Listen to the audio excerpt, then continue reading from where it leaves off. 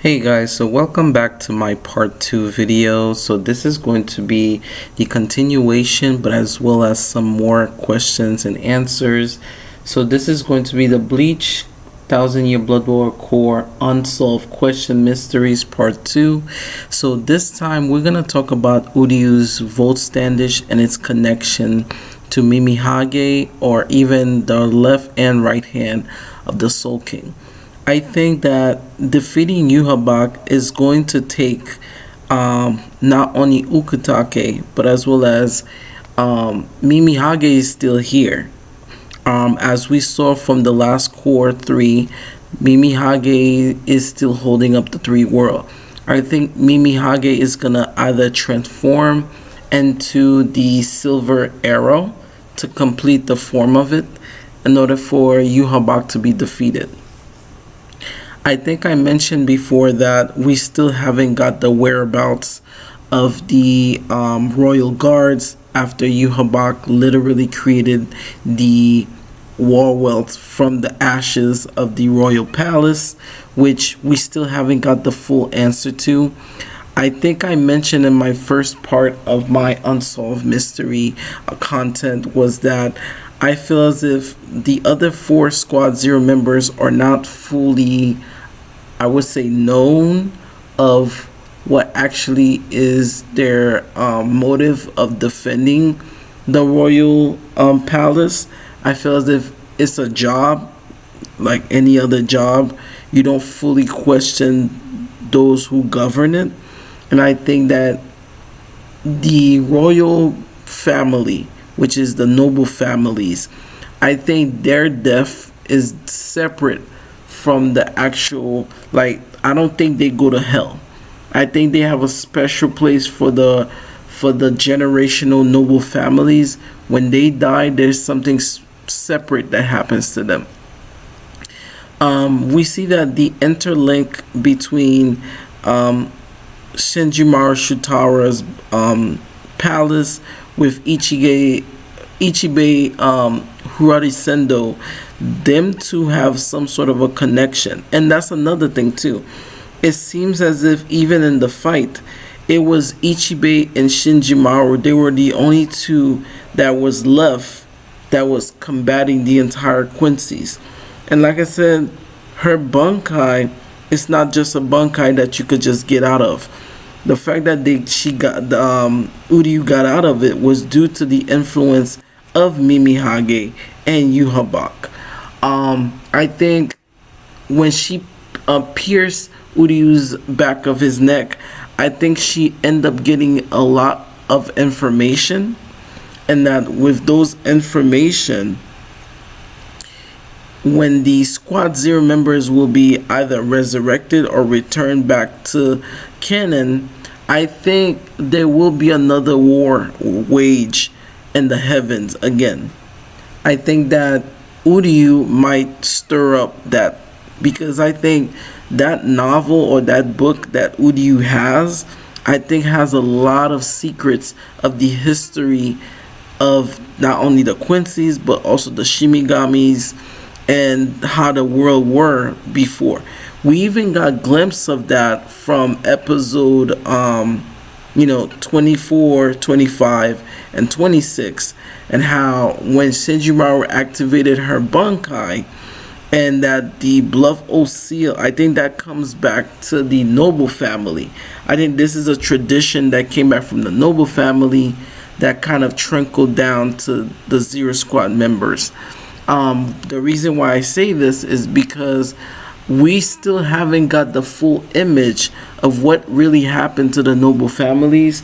Did they pass away due to the fact of the curse of sealing the Soul King and mutilating him? And that why did Mimihage or Pernita, especially Pernita looked like a complete ghost because it was being held with Ichibe. It was inside of Ichibe's body. Pernita looked like a almost like a ink, like a giant picturesque ink. And when that ink touched Yhwach, it managed to seal his eyes. Whereas Mimihage came down as like a statue and it was being preserved by this one of this um cherished noble, but it's not part of the main noble families. And Ukitake's family was praying to Mimihage at that time. So there's a lot of misconnection. I think by the end of Core 4, we're going to get three things. One, Uryu becomes the new like Quincy king, right? And I think Uryu's gonna find a way where he could make more Quincies. I feel as if Yuhabak will return in some capacity to influence Uryu. Because I think whatever, just like when Ukitake was basically, merged with Mimihage by drinking its tears, I think when Yuhabak gets destroyed or killed, or whichever way they're gonna end his existence, I think he's gonna transfer some of his abilities to Uryu, and that Uryu is gonna consciously trying to remember or try to now cultivate an idea where Ichibe is not that good of a person. And I think Uryu is gonna find a way to not convert, but I think also like convince Ichigo and his friends that the Squad Zero members are not good as you think they are, and that I think this is going to be a fight for the ages. And I think the proof is right in front of us.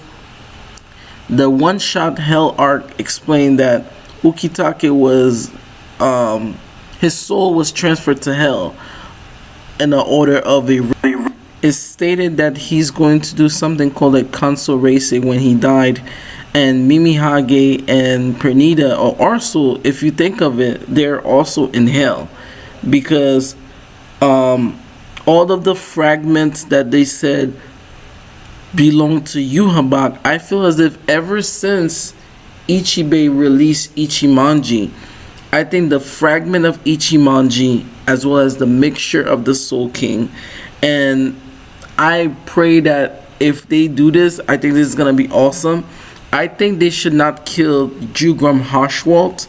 I think Jugrum Hoshwalt should be the right-hand man of Uryu, and that given the stake of what I think the Hell arc is going to be, I think if they are going to be protecting Yuhabak, this is a spoiler alert. At the end of the chapter, Yuhabak basically becomes the Soul King, like the fact that Soul King. And I think his influence is still gonna be there, cause if you kill all of the Quincies, and it's almost like a 2.0 thing where Yamamoto did the same thing, and now they extinguished most of the Stun Raider army. I think it's by right that Uryu refurbish his clan, his people, by recreating a whole new system that the Quincies could be born out of.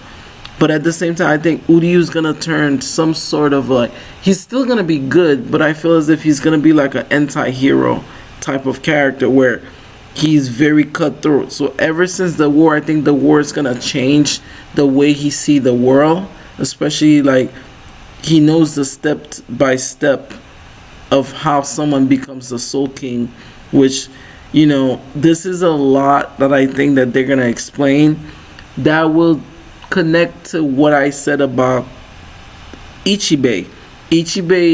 I feel as if either seal in each palace, I think there's the corpse of one of the noble families, and that's also their coffins.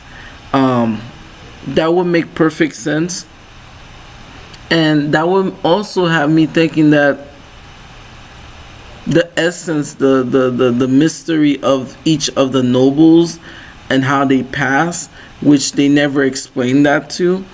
And I think Ichibe is also a noble, even though he presides over everyone. But I think he comes from a different lineage of nobles. I was looking at also that the sword that Nanao Issei had with his Sunshui, I think that sword is the sword of reflection, right? The 8-side mirror. I think that's one of the weapons of the Soul King. Almost similar to in Naruto, where they have the tools of the sixth path. I think in Bleach they have something very similar. So this got me thinking. There's a lot that I think they could do for the legacy of Bleach and how they could expand it. Because there's something very eerie about Ichibei. And I think Ichibei has a transformation. You know, because I think there's a cost of him releasing his Bankai, and that there's a lot of negativity that he absorbed or released when he released Ichimonji. And you know, the last time Ichimonji was used, or was kind of like used, if you think about it, when the Soul King broke his body into the parts, which is the ability called the Triple Worlds, Yhwach kind of lost his memory because Yhwach was in that original realm. But the fact that Yhwach quickly made Uryu his successor also tells me that Yhwach also dreamt of his own death, and how he would escape it. That would be cool, that if Yhwach would try his best to try to be, you know, reborn out of the essence of Uryu, or he could take over the body of Uryu, like a stronger body. There's a lot of theories that I feel as if that could happen in Core 4. Like if Mimihage and Uryu plays a huge part in literally hurting Yhwach, that would make perfect sense. That's why Ukitake is still alive right now, because he's gonna turn himself into the Silver Arrow in order for him to defeat Yhwach. So let me know what you guys think, and I'll see you guys for part 3, which could be the finale. So see you guys.